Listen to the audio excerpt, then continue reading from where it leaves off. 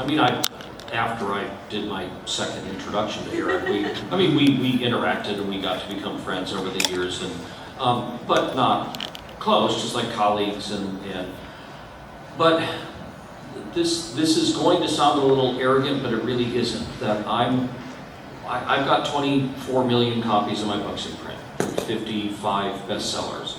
My friend Brandon Sanderson has zillions of books in print and all this stuff. And Eric has all of his bestsellers. And David Farland had his bestsellers that he's working on. And my wife and I, she's my business partner, a collaborator, and she wrote the Star Wars books with me. And I got to this, I don't remember what the trigger of it was, but I was always giving advice to other writers and helping and mentoring.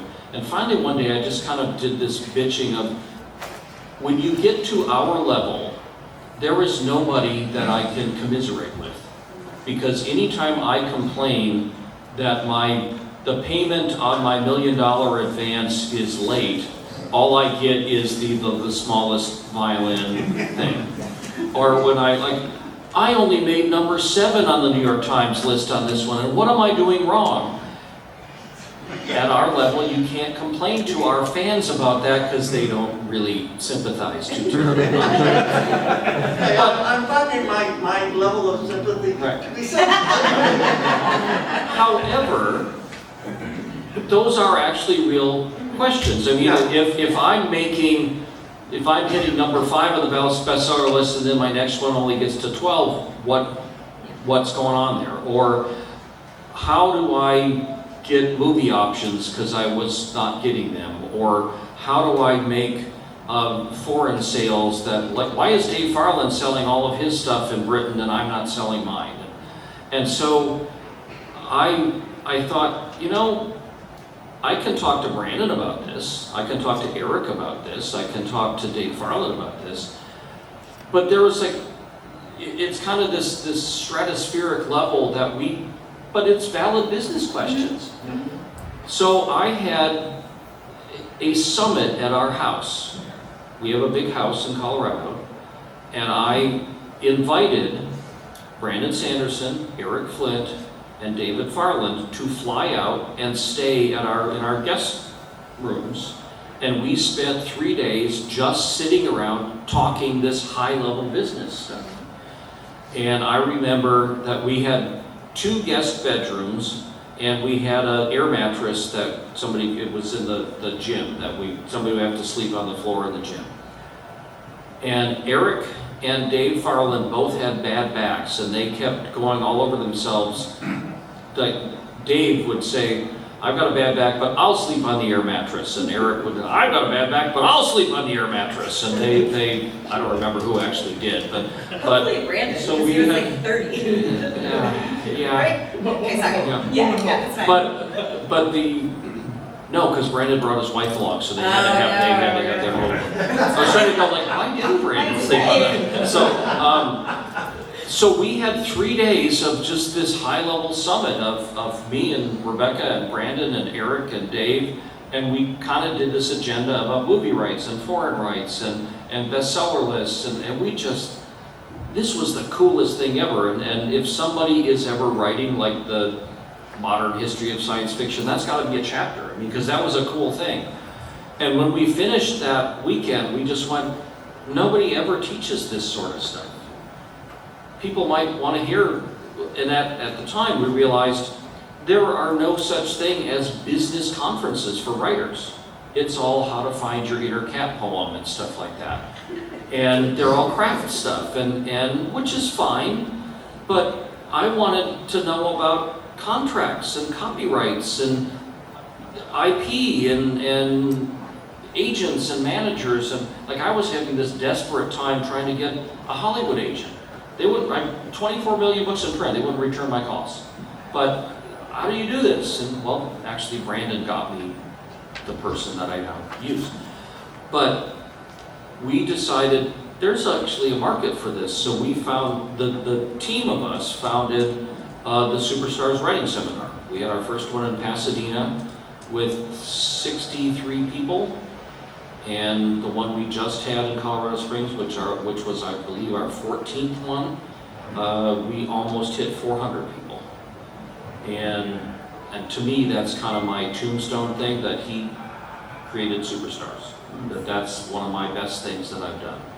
And you guys know it. That's good. But it was because Eric wanted to share his knowledge and stuff, and that was part of it. So the very first Superstars I went to, the first iteration or the first class was Kevin doing his popcorn theory of success, but the second one was contracts. And it was Eric. And it was mind-blowing because Eric took one of his main contracts. He did not redact anything. And he basically went over it with us clause by clause. And at the end of the class, he made a promise. He said, if any of you get a contract that you're not sure about, send it to me. And so after my illness and when I was in recovery, I got my first offer on the book that became Sleeper Protocol. And I went through the contract, and from Eric's class, there were a couple things that seemed like red flags to me. And so I as a baby writer, I wanted to be nice and very proper. I was like, hi, Mr. Flint, this is Kevin. We met at Superstars, and I've got a contract on this book, and there's got a couple things, and blah, blah, blah, blah, blah. Were you really serious? Would you really mind taking a look at the contract? I get back, send me the goddamn contract. I sent in the contract, and Eric then proceeds to give me a master class in contracts. And basically breaking down the contract I had received with, no, this is an absolute no, this is okay, but it could be better. And basically, he broke everything down so the fact that I turned down that literary contract. And as a writer, you're heartbroken at that point because nobody else is ever going to buy this. But at the same time, I knew enough that it looked pretty good the next time I got a contract. And it worked out actually that Eric was out of the country when I got that second contract, and it was a pretty good contract, but I sent it to Kevin. And my family, we were driving across Kansas to go visit my wife's family, and we'd stopped outside of Wichita, and Kevin emailed me back and said, congratulations, this is a good contract. And that kind of set off everything, and it started because Eric had made a very selfless offer, and I don't know how many people reached out to him with contracts, but it was always the same thing. Just send it to me, and then not just, don't sign this contract, but here's why. And he was so willing to share his knowledge, and we do the voice and we talk about him with the curmudgeonly thing, but Eric was the biggest teddy bear you've ever seen. Oh, he was. Just the biggest heart, and everything about his approach to sharing his knowledge and writing was just as completely genuine as you can imagine. And at Superstars, we have, it's the VIP dinner. So you pay for it, and then we have dinner, and I have a table with 5-6 people at it, and Brandon had a table, and Dave Farland had a table, and my wife had a table, and Eric had a table. And people, they had a clipboard, and they would sign up whose table they wanted to sit at. Nobody ever wanted to sit with Eric. And we had to hide the clipboards because nobody ever signed up for Eric's table. And because he's corruption, that nobody wanted to sit with him. And so we kind of kept these. This was the first year was in Pasadena. But people had bought tickets, so if you got what was left. So once our tables were filled up, well, we stuck them at Eric's table. And I remember talking to one guy after the dinner with Eric, and this guy just went, that wasn't my first choice at all, but that was the best dinner I ever had. Eric was just great. Because Eric, I mean, he was a big, soft-hearted guy, and he was fascinating, and he was kind and calm, and I remember it was at a Chattacon, maybe it was a LibertyCon, I think it was a Chattacon, that I was sitting at a table, and Tony Weisskopf was there, and Eric Flint, and Larry Correa. And Tony's like, don't put Eric next to Larry! And they got along just fine. We couldn't have done this 2 years ago. I couldn't have gotten through it. I definitely asked Kevin this morning, I was like, are you going to cry? Because I put on mascara this morning, and if you cry, I'm going to cry. So, no. No, we did the memorial at Dragon Con, and that was really hard, but it's been enough that we can kind of smile. Honor with humor. I had some health issues that same year, And then when I heard Eric had died, I was telling people, on top of the health issues, Eric Flint just died, it's the worst year of my life. It's just, he become, someone mentioned earlier yesterday that he had only started, there was only 3 books into the 1622 series, and I was like, you lucky, yes, I Yeah. I started it, like, about 5, there would only be like 5 or 6. And so there was 2 years where I was able to read like an Eric Flint book, at 1622, every 2 weeks. And then I had to start reading. And it was really hard. Well, Alexei Vandenberg called me, and Alexei's he's always the guy with the news or the gossip, and he called, and I kind of sarcastically did the, Alexei, I don't even know if I want to take your calls, because you always call with bad news. I don't know. And he said, Eric Flint just died.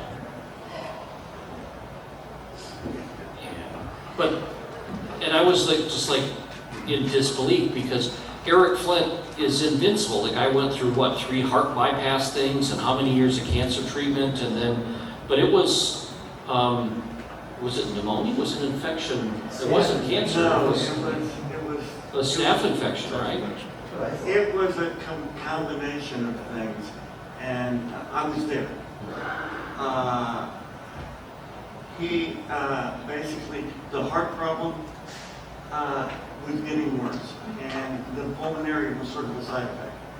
And, well, the infections were a sort of a side effect from being in the hospital but basically the doctors had apparently been convinced that he was terminal for like months and hadn't told anyone.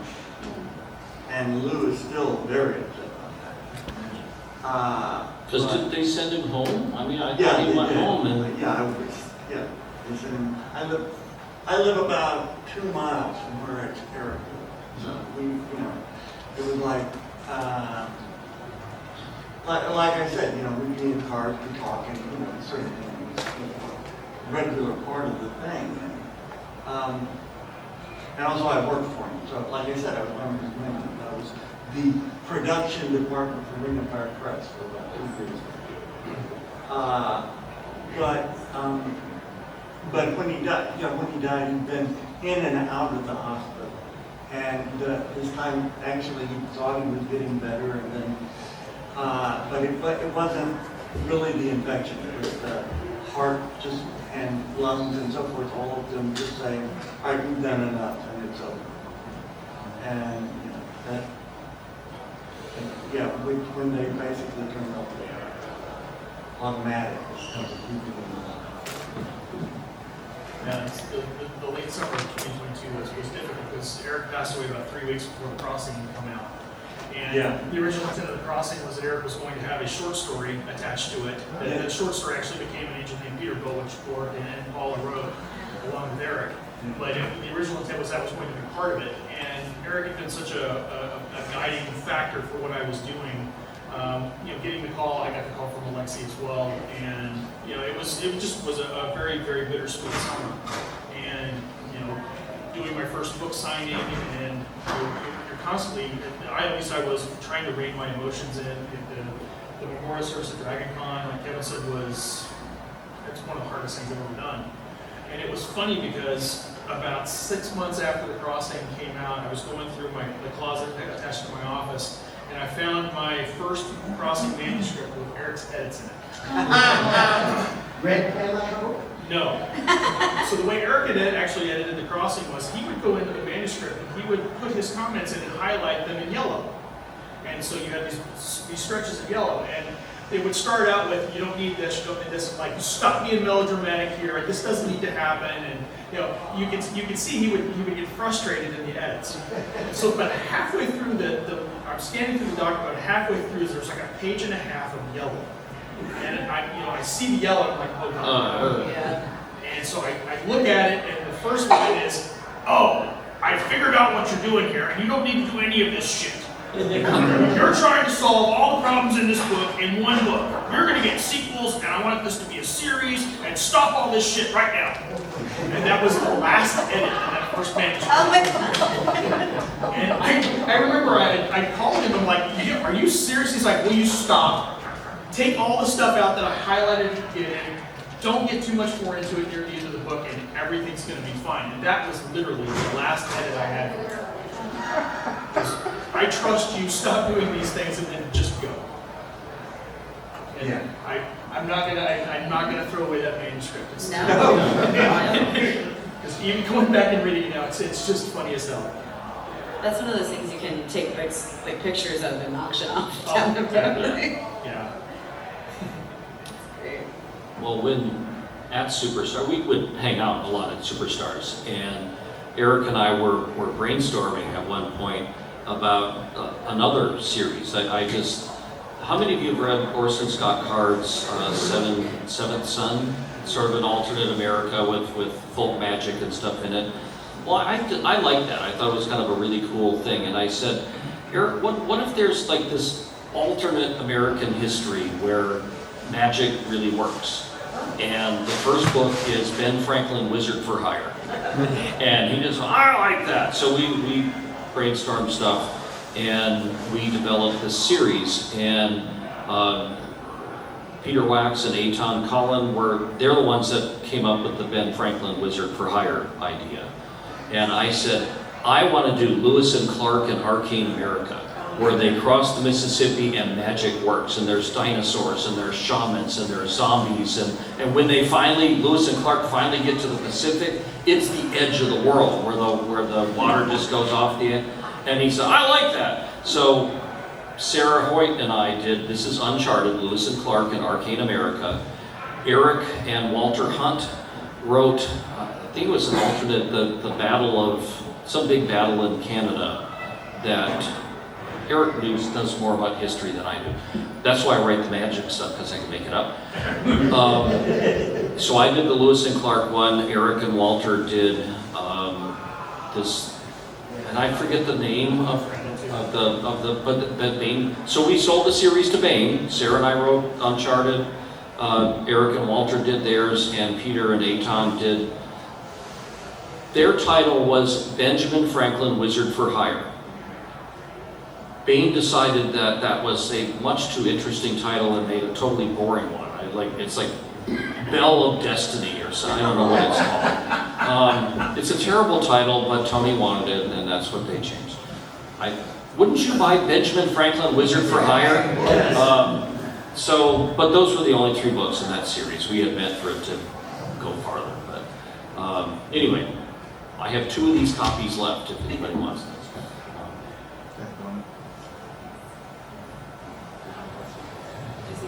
Questions? Other reminiscences? Magic and alternate history combined. We were going to do a series. It was going to be actually another short series called in which it was going to be another short series. Then it was going to be a war spell series. But what we ended up with was a demon pulling a band from the 21st century into the late 14th century, where magic has suddenly started working. It's called The Demons of Paris. The first book was called The Demons of Paris, and we wrote it for Bain. We had sort of an agreement in principle, but no advance. We wrote it for Bain, and they didn't like it. They said, we don't like it. And I never actually got from Eric precisely what it was, but he didn't want to make the changes they wanted. And so we wrote that, and then we wrote the Demons of Constantinople, and then Paula and I wrote the Demon Lord of Elysium. So we've got our own series in which we've got a band full of teenagers that goes back into the late 14th century, and where magic now works. It's really good. Thanks. It is. Actually, yeah, it's a fun series. You talk I like when you don't take yourself too serious. and kind of along that vein, Eric was, when you talk about how authentic and how genuine he was. When we were going through the conversations about the crossing, one of the first things he said was, "This is great. I want to see this, and I want it to be a Shards book. I want this to be a C Shards book." And I just remember going, "You've got to shit me." And here I am again. I have at that point I had 2 manuscripts under my belt, and here he is telling me, not only do I like your idea and I like you as a writer and as a person, but I believe in you enough that I'm going to give you the key to essentially this universe. And I remember finishing that lunch and walking back to the main room with Superstars, and I was kind of sitting towards the back and just shaking. Like, I can't believe that this is happening. But that was who he was, and he was not going to stop until I had a manuscript. And then when the manuscript came in, his long-term guidance was keep pressing forward. Bain has said that they did not want a sequel to The Crossing, but 1632 and Beyond and I are talking, and it looks like I'm going to serialize the sequel to The Crossing in the magazine over the course of probably the next year and a half. That will, I'll be honest, that's not going to start until 2025. I've got some research to do, and I was talking the other day with my friend Alan Smith, who's in the audience, about the importance of I'm going to go walk the battlefield at Saratoga because I need to see the terrain and just how bad the cadets are going to screw it up. Oh, nice. Just how bad. The cadets are going to screw it up. Have a sequel for the girl who, did she leave to become an actress? Oh yeah, she plays a very important role going All forward. right. Very important role going forward. Yeah, so thinking about her, I want to know what she's up to. Well, there is, I think, a market for this sequel Sounds that like- anybody doesn't want. There is. And if you paid attention at the end, there's a couple of very, very key sentences that not only is she there and doing what she wanted to do, but she's also in contact with the squad. So there's a whole lot of things that are going to come out of that, which is really pretty cool. And I can't imagine that having the opportunity, but it was all because of Eric. A question, because I never collaborated with him on stuff, but wasn't he like very generous and Yes. did he own the IP and you guys just played in his universe, or did he just let you co-own the stuff that you wrote? All right, for Alexander Inheritance, Paula and I both share the same copyright as Eric. It was on the copyright page in Alexander Inheritance and in Peterbilt, it's Eric Flint, Gorg, all good. Yeah, same way. Yeah, and yours is just you, because that was your own book, so you own the copyright for that universe. I remember reading something, But is it a Shards book? It's a shark. So it's a Shards book, but you own that? I mean, I I can tell you Lucasfilm doesn't work that way. I mean, that is so actually that is one of Eric's problems, because he was generous like that, and it probably made it impossible for him to sell 1632 to the movies, Bingo. because everybody owned a piece of it. And I know, when Hollywood buys something, they want to own and have a quick claim to absolutely everything. that was exactly what I read when he was in negotiations. Yeah, Talking he's about got this. quick claims for the 1632 universe for most of it, and the last little bit that people refused to give quick claims to could easily be written out. So, but you're right, that probably was a big part of why it didn't happen. In the case of Alexander Inheritance, it was just me calling Eric so far. Except Ivor's done something.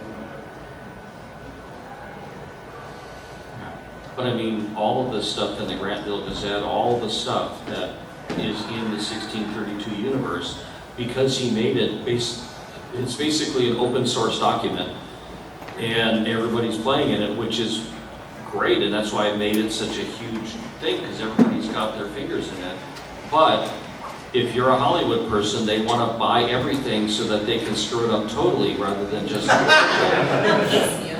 I do want to make one comment though. The base 1632 IP is owned by Eric and his estate. It's not something you can just go play in without approval. Yeah. And there is a process where you have to go through, and you can't just go writing and selling stories willy-nilly.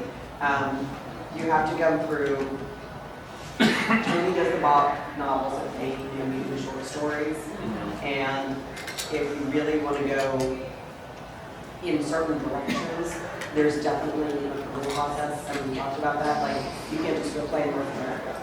There are definitely geographical areas in particular, and anything that's high politics that no one else gets to put their fingers in the pie. There's a very limited number of people with their fingers in that. But I mean, if you are a movie studio, they're just going to take one glance at that and go, no, I just want to be clear for anyone who's listening in terms of writing that. Oh, it's not copyright free that everybody just play with it. I just want to be very clear for anyone else who might hear Okay. that that's. So do y'all have any questions? We've talked for a while. Is there anything you want to know or anything that you're curious about? Eric ever talked about his basic philosophy on things he liked and didn't like about how to write his books? Like, I noticed he doesn't do graphic violence, he doesn't do sex, that, other than very likely. Well, let's comment that he actually wrote romances, but they're not the, every romance is a disaster romance. He says, they're the ones where things work out right. So, like between Mike and Rebecca in the 1632 universe, between the captain and Julie and Simmons. the professor in Alexander and Aragon, he tends to want to write that happy romance. Yeah. And they feed into the background. I heard this is a rumor, but Crown of Slaves is very top of mind for me right now, obviously, and there were lots of romances that he did in there, at least 3, and they were quick, but they were really well done. But there was a lot of sex in the first book, and apparently he was like, nope, not doing that again. Like, he did it, he tried it, and then afterwards him and David were like, we're gonna cut back on that, I think. So. Yeah, when I was going through the crossing, the bit with the female cadet and James Monroe, when I first had she catches Monroe looking at her, he was like, are they going to get together? I'm like, that's kind of the plan. He goes, I like that. But it was also, he was very demanding in the sense that, when I told him I wanted to do this with James Monroe, that he said, well, you need to go back and read the Rivers of War series because I've got Monroe there. So I did, so that my Monroe matches his Monroe. And it was just one of those very clear-cut things. He said, the deeper you get into the research, the more opportunities you're going to find for things to tie in. And so there's a lot of things that happen in the crossing that actually happened during the run-up for Trenton, where things actually jive. So if you remember in the crossing, there's the scene where the patrol that I just lost the guy's name, Adam Spencer sent across. They come back and they find the rifle. They don't know what it is, but they bring it back to Washington on the march. That patrol actually happened. That interaction and then coming back and catching Washington on the march happened. All I had to do was stick the rifle in it. And it was just that the more opportunities that were there, and it was all because Eric's saying, find those points. It was never about the inciting incident. Think about a drop of water hitting the lake. It's not about that drop hitting the lake. It's the ripples that come after it. He said, that's your job. You have to explore those ripples. And it changed everything, the way that I write, everything that I do now. The way Eric Flint wrote alternate history is why I know I will never write alternate history. You know what I mean? Like, it's because it's so good and it's so researched. Like you said, Kevin, it's I don't want to do all that research. Yeah, I don't have that brain, right? So like, but reading the 1632 books and seeing all of the work that went into it to make it look effortless, to make it fit, that's how I knew very clearly that was not going to be my jam. So I will read it and enjoy it, but I will not fit it. I don't know, if you go back, the farther back you go, the less research it is and the more make it up it is, because there's simply not information about it. Yeah. That's true. One other thing that Eric was on about, remember his background was working in the fabrication plants and assembly lines and union organizing and like he would spend, he was the kind of guy that would take a shower after work, that kind of person. And I remember once he got into writing, and he was going to these writing seminars and stuff, and it was at Superstars one time, that he just said, all you writers who just bitch and complain about how hard work writing is, it is not hard work. You never worked on a real job if you think writing is hard work. Try working on an assembly line all day long. That's hard work. Writing's not hard work. He changed his mind though. He actually, pretty late, as long as he was healthy, he was convinced that it wasn't hard work. But when his health started going bad, and he realized just how much of a strain it was, before that, he could just do the strain and it was okay. But when he started getting sick, he realized just how keeping that level of concentration, that level of focus, for hour after hour as you create stuff, that he said, he would have said, writing is hard. You don't mean writing is hard. Well, I think it is. I disagreed with him on it, but it's a different muscle. Yeah, he eventually came around to your point of view, and basically convinced me of the same thing. It is the focus on that. It is so hard that writers, even good writers, will find other reasons why they need to go do something else before they write this. The Google. I didn't come here to be called out, Gorg. Well, but he did still bring like that work ethic to his, because he had basically daily work hours that he had it set up when he would go to work and when he would do things, and we would talk because I'm pretty prolific. I'm way slower now than I used to be, but I had one year where I had 15 books published in 1 year, and I was going and we were on like a writing productivity panel or something like that, and Eric gave me my nickname. You remember what he called me? You're a freak of nature, Anderson. You're a freak of nature. And he said that like over and over again. So that was my nickname from Eric, is I'm a freak of nature. Yeah, but you're a freak of nature. You did that. That's what I miss the most about Eric is his sense of humor and the way that he would inject humor in odd places. So one of the things he did at Superstars he would look at the first 5 to 10 chapters or 5 to 10 pages of a book and basically provide input to a group of people, small, like 15 or 20, about their first pages and how to gain attention somewhere else. And so the night before this panel, he walks up to me and he's got this twinkle in his eye, and I knew what this twinkle meant. And he's like, "Hey, do you know Mark Stallings?" Mark Stallings is an author here. And I said, "Yeah, I've got his first pages, and I'm gonna get it." And I said, "Like seriously, or for fun?" He goes, "Oh, no, totally for fun." I said, "You think he's gonna be cool with it?" I said, "Yeah, I think he'll be fine with it." And so I actually was sitting in the room that next day, and Mark at this point was a very, very baby author. And Eric gives his introduction, goes, "All right, which one of you is Mark Stallings?" Mark's like, and Eric goes, "This is gonna be the biggest piece of crap, and here's all these things that you did wrong, but I really liked it." and the room is silent. Yeah. And everybody's kind of looking at Eric and then looking back at Mark and looking at Eric and looking at Mark, and Eric just gets this smile on his face. He goes, "I'm not as bad as you think I am." It was fantastic. That's awesome. I miss that sense of humor. I've been to, unfortunately, a large number of memorial services or remembrances and stuff, and I don't recall ever where everybody talked in the person's voice. We're all doing our Eric impression. Dave Farland, we didn't all talk in Dave's voice, but we all talk in Eric voice. Anyway, a question back there, I think. Not so much a question. Oftentimes, when we speak of somebody who's passed, especially in a public forum, it's the opposite of what Shakespeare said. The good does not get interred with the bones. You remember all the good things about him, none of the negative. But in all the time I ever heard mention of Mr. Flint, and I never got to meet him, he was supposed to be here the year the pandemic hit. I've never, ever heard a sincerely harsh word spoken about him. people do bring up the but, and then they basically come with, but he's a teddy bear.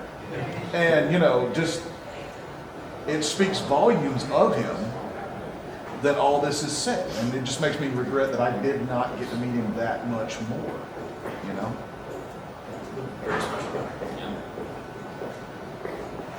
Well, we're about at our Yeah, end. so we're about out of time. Any last comments or questions? We're gonna get out of here. Yes, ma'am. I guess this is more of a philosophical type question. All of your successful authors, Eric obviously was, and I've read probably everything all of you have written. But the question is there a difference between a writer, an author, and a storyteller? I grew up down south where, you know, we had tons and tons of verbal stories and histories and stuff, but nobody wrote them down. So is there a difference in your view, in your worldview as a writer, is there a difference between an author, a writer, and a storyteller? Yes, there are two. The basic thing behind us both is the storyteller. Mm-hmm. But a storyteller needs an acting chops, okay? You need to be able, you guys like you were doing the voices, but more than that, you need to be able to do it. A storyteller combines actor and story creator. An author needs a whole different set of skills and composition. So yeah, there are the compositional skills and then the skills that I can't have that an author also needs. You've got to have the tools for either one. It's the difference between composing a sonata and playing in a jam session. Since I teach at a university at a graduate program in creative writing, I can tell you that there's a big difference between storyteller and author. And academics are so obsessed about authors, they forget how to tell a story. And I've always been a storyteller that works with words. And I don't, my very first novel, Algis Budrus wrote this great review of it in the magazine of Fantasy and Science Fiction. And he said that Anderson's prose is so transparent you forget that you're writing, or that you're reading. Yeah.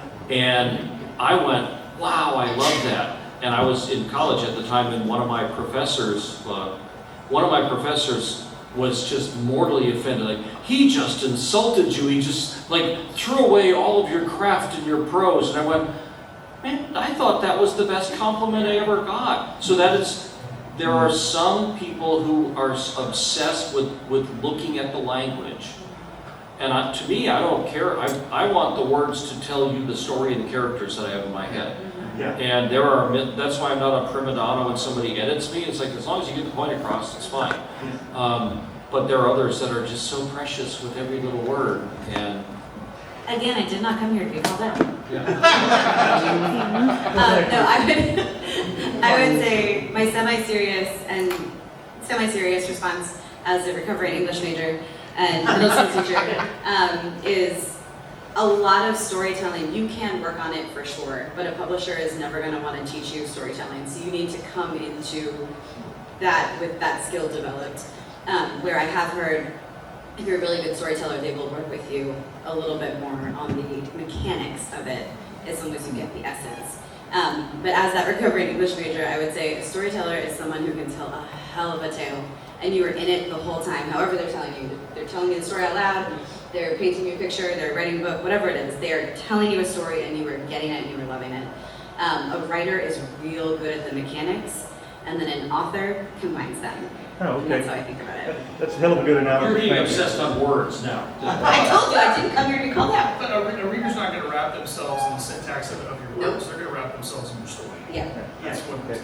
If you make me cackle, you've told a good story.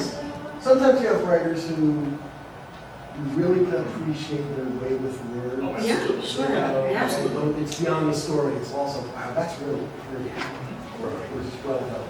But in most of those cases, those pretty words also have a pretty damn good story. Yes. Yeah. Absolutely. That's what makes a difference. We should have had that question at the end of the panel, because that is the most.